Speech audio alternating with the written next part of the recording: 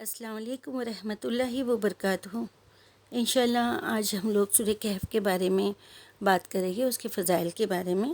ایک حدیث ہے کہ نبی صلی اللہ علیہ وسلم نے فرمایا کہ جو شخص سورہ کہف کی پہلی 10 آیتوں کو حفظ کرے گا، اور کوئی دوسری حدیث میں آخری 10 آیتوں کے بارے میں بھی ذکر ہے کہ جو اس کو حفظ کرے گا انشاءاللہ وہ دجال کے فتنے سے محفوظ رہے گا۔ دیکھیے یہ دور کتنا خطرناک دور چل رہا ہے نا، بہت بہت سوچ سمجھ کے ہم کو اپنے دین کی طرف چلنا، دین کے راستے پہ چلنا مشکل ہو رہا ہے نا۔ اور جب وہ دجال آئے گا، اس وقت کا جو فتنہ ہوگا تو کیسے برداشت کرے گے نا، ہم ہوں گے نہیں ہوں گے، ہماری نسلیں ہوں گی، تو ہمیں اللہ تعالیٰ سے یہ دعا کرنا چاہیے اور یہ سورے پڑھ کے اللہ سے دعا کرنا چاہیے کہ اللہ تعالیٰ ہم کو، ہر مومن مسلمان کو دجال کے فتنے سے بچا، ہے نا۔ تو آپ صلی اللہ علیہ وسلم کی حدیث ہے تو ہمیں ان کی یہ سورے کو پڑھنا چاہیے۔ اور ایک حدیث ہے کہ حضور صلی اللہ علیہ وسلم نے فرمایا جو شخص ہر جمعہ کو سورہ کہف کی تلاوت کرے گا، قیامت کے روز حشر کے میدان میں اس انسان کے لیے نور یعنی روشنی بن کر آئے گی۔ جب ایک دم اندھیرا ہوگا تو وہ اس کو گائیڈ کرے گی، اس کو راستہ بتائے گی۔ اس کی کوئی وجہ ہوگی نا کہ آپ صلی اللہ علیہ وسلم کی یہ حدیث ہے اور اللہ تعالیٰ کا فرمان ہے کہ سورہ کہف پڑھنے سے ہمیں دجال کے فتنے سے اللہ تعالیٰ بچائے گا انشاءاللہ، کیونکہ دجال کا فتنہ آنا ہے۔ جب یہ حدیث کے ذریعے ہمیں پتہ چل گیا تو ہمیں اس چیز کو ہم جھٹلا نہیں سکتے کہ یہ نہیں ہوگا، یہ ہوگا۔ جب قرآن پاک میں اللہ تعالیٰ نے فرمایا، آپ صلی اللہ علیہ وسلم نے ہمیں بتا دیا حدیثوں کے ذریعے سے، تو یہ تو ہونا ہی ہے نا۔ تو بس ہمیں اس کی تیاری کرنا چاہیے کہ ہر جمعہ کو اس کی تلاوت کرنا چاہیے اور اس کی آیتوں کو ہمیں یاد کر کے، حفظ کر کے اپنے بچوں کو اس کی ترغیب دینا چاہیے کہ وہ بھی پڑھے اور اس کو یاد کرے۔ دیکھیے اس کے آگے کی اسٹارٹنگ کی اور کچھ آیتوں کو میں ترجمہ پڑھ کے آپ کو بتاتی ہوں۔ کچھ وجہ ہوگی نا کہ سورہ کہف کیوں پڑھنے بولا ہے، تو صرف ہمیں ایسے پڑھ کے ہی نہیں چلے جانا ہے نا، صرف اس پہ اس کی آیتوں کو غور بھی کرنا چاہیے نا۔ ہم صرف ریڈنگ کرتے ہوئے چلے جائیں گے تو اجر تو دے گا اللہ تعالیٰ انشاءاللہ، لیکن ہم کو اس کی تفسیر میں بھی جاننا چاہیے، اس کے مطلب کو بھی سمجھنا چاہیے، اللہ تعالیٰ ہم سے کیا فرما رہا ہے نا۔ دیکھیے اس میں ہے کہ شروعات میں اللہ تعالیٰ فرماتے ہیں کہ تمام تعریفیں اسی اللہ کے لیے ہے جس نے اپنے بندے پر یہ قرآن اتارا اور اس میں کوئی کسر باقی نہ چھوڑی، بالکل ٹھیک، تاکہ وہ اللہ کی طرف سے ایک سخت عذاب سے آگاہ کر دے اور ایمان والوں کو خوشخبری دے دے جو نیک عمل کرتے ہیں کہ ان کے لیے اچھا بدلہ ہے۔ دیکھیے اللہ تعالیٰ ہم کو ان آیتوں میں بتا رہا ہے کہ جو ایمان والے ہیں ان کے لیے خوشخبری ہے، جو نیک عمل کر رہے ہیں ان کے لیے خوشخبری ہے کہ میں انہیں اچھا بدلہ دوں گا۔ اسی کے لیے یہ ہے نا یہ سورہ کہ اس کو یاد کرنے سے آخرت کے دن حشر کے میدان میں وہ نور بن کے ہمیں راستہ دکھائے گی جب ایک دم اندھیرا ہوگا، ہے نا۔ تو اللہ تعالیٰ اس میں فرما رہے ہیں نا ہمیں کہ ان کے لیے اچھا بدلہ ہے اور وہ اس میں ہمیشہ رہیں گے، ہے نا۔ اچھا بدلہ کیا ہے؟ یعنی جنت نا۔ تو اللہ تعالیٰ کیا کہہ رہا ہے کہ میں انہیں اچھا بدلہ دوں گا اور وہ اس میں ہمیشہ رہیں گے۔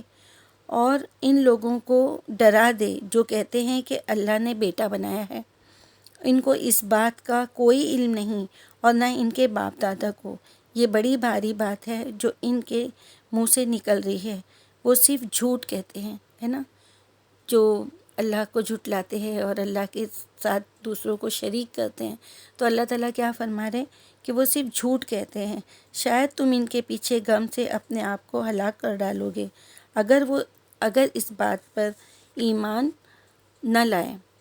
یقین جانو کہ روئے زمین پر جتنی چیزیں ہیں ہم نے انہیں سجاوٹ کا ذریعہ اس لیے بنایا تاکہ لوگوں کو آزمائے کہ ان میں کوئی زیادہ اچھا عمل کرتا ہے، اور یہ بھی یقین رکھو کہ روئے زمین پر جو کچھ ہے ایک دن ہم اسے ایک سپاٹ میدان بنا دیں گے۔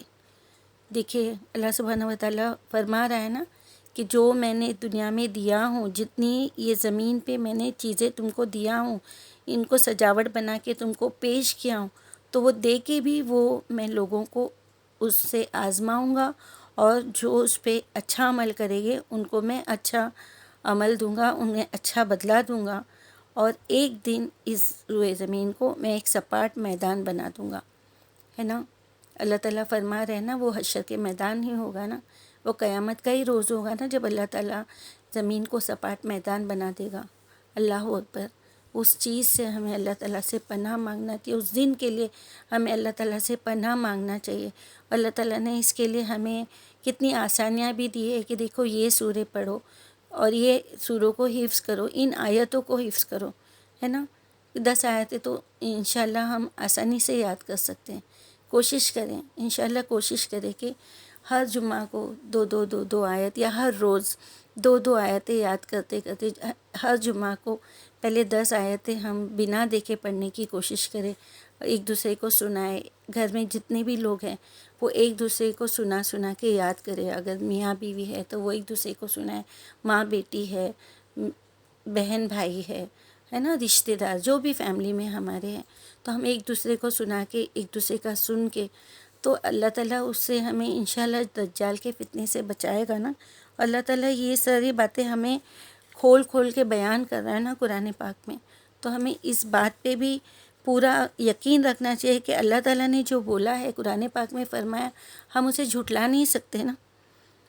اور اللہ تعالیٰ پھر آخری کی آیتوں میں بھی دیکھیے، میں آپ کو اس کا مطلب پڑھ کے سناتی ہوں کہ آخری کی آیتوں میں اللہ تعالیٰ بتا رہے، کیا انکار کرنے والے یہ سمجھتے ہیں کہ وہ میرے سوا میرے بندوں کو اپنا کارساز بنائے؟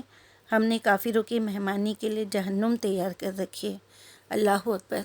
دیکھیے اللہ تعالیٰ قرآن پاک میں یہ بھی فرما رہے ہیں نا کہ جو انکار کرتے ہیں، جو کفر کرتے ہیں اللہ کی، مطلب جو نافرمان ہیں ان کو ہی کفر کہتے ہیں نا، جو اللہ کے نافرمانی کرتے ہیں، تو وہ میرے سوا میرے بندوں کو اپنا کارساز بنائے، کہ اللہ تعالیٰ ہی ہے نا ہمارا کارساز، اللہ ہی ہمارے لیے سب کچھ کرنے والا ہے، تو ہم اللہ کو چھوڑ کر اس کے بندوں کو کارساز بنائیں گے؟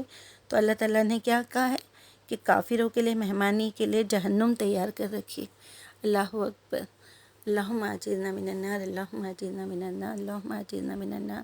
اللہ تعالیٰ ہمیں جہنم کی آگ سے بچائے، آمین یا رب العالمین۔ پھر اللہ تعالیٰ آگے فرماتے ہیں، کہو کیا میں تم کو بتا دوں کہ اپنے اعمال کے اعتبار سے سب سے زیادہ گھاٹے میں کون لوگ ہیں؟ یہ وہ لوگ ہیں کہ دنیاوی زندگی میں ان کی ساری دوڑ دھوپ سیدھے راستے سے بھٹکی رہی، اور وہ سمجھتے رہے کہ وہ بہت اچھا کام کر رہے ہیں۔ دیکھیے اللہ تعالیٰ کیا فرما رہے ہیں کہ یہ وہ لوگ ہیں جو دنیا کی زندگی میں، ہم دنیا کی زندگی کو پانے کے لیے دوڑ دھوپ کر رہے ہیں نا، دنیا پانے کے لیے کر رہے ہیں نا، دنیا کی ترقی، دنیا کا پیسہ، دنیا کے لیے خوشیاں، دنیا کی دولت، ہے نا، دنیا ہی پانے کے لیے ہم دوڑ دھوپ کر رہے ہیں، اور کیا سوچ رہے ہیں کہ ہم بہت اچھا کام کر رہے ہیں۔ تو اللہ تعالیٰ آگے فرماتے ہیں، یہ وہی لوگ ہیں جنہوں نے اپنے مالک کی آیتوں کا اس کے سامنے پیش ہونے کا انکار کیا، ہے نا۔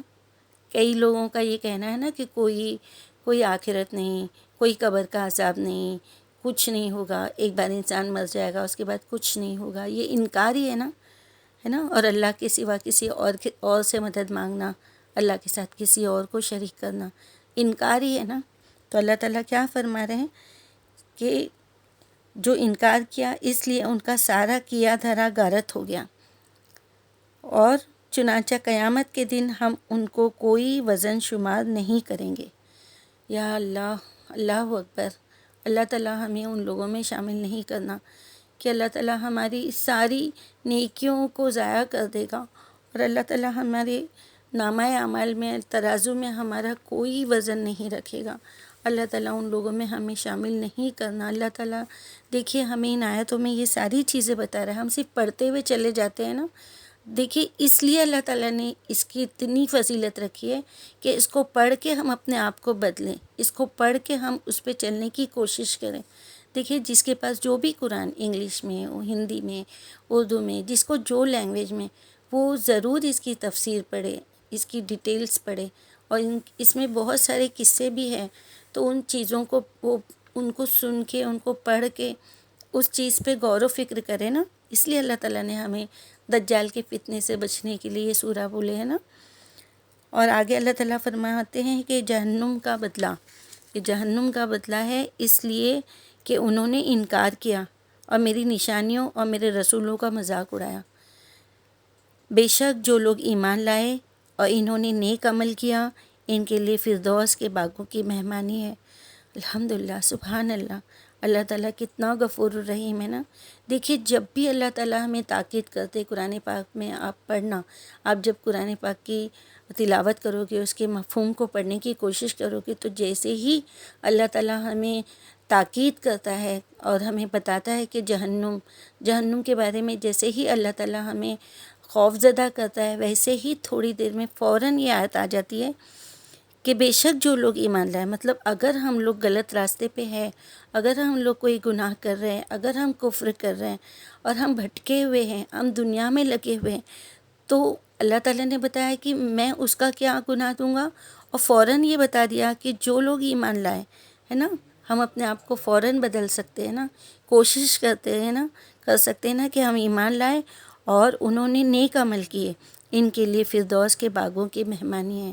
سوچو، فردوس کے باغ اور مہمان سوچو، ہمارے گھر پہ ایک مہمان آتا ہے، ہم کتنے خوش ہوتے ہیں نا۔